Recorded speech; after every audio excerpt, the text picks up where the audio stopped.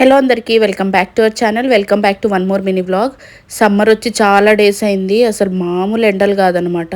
కానీ మేము ఈ పని ఇప్పుడు చేస్తున్నాము.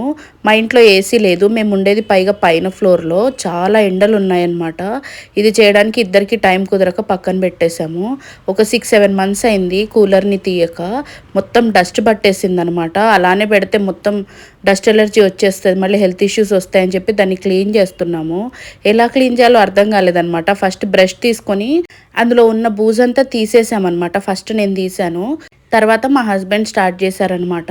నేను ఎక్కువసేపు చేయలేని చెప్పి అది చేశాక మా ఇంట్లో బెలూన్ బ్లోవర్ ఒకటి ఉండే అనమాట. దాంతో ఒకసారి ట్రై చేద్దామని చేశాడు. ఇది బ్రష్తో చేశాకనే చేస్తే డస్ట్ అంతా చూడండి అసలు ఎలా పోతుందో. చాలా డస్ట్ వచ్చేసింది. ఈ ఐడియా మాకు ముందు రాక ఎన్నో తిప్పలు పడ్డామన్నమాట. అది చేయడం ఇది చేయడం. ఆ తర్వాత ఏం చేశాడనంటే దాంతో మంచిగా బ్లో చేసేసాడు. ఎవ్రీ కార్నర్లో డస్ట్ అంతా వచ్చేసింది.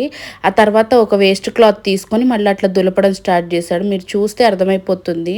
మా హస్బెండ్కి డస్ట్ ఎలర్జీ ఉంది, అందుకే అలా కట్టుకున్నాడు అనమాట. లేకపోతే మళ్ళీ తుమ్ములు స్టార్ట్ అయిపోతాయి. అంతే ఈ వీడియో. మన వీడియో మీకు నచ్చినట్టయితే లైక్ చేసి సబ్స్క్రైబ్ చేయండి.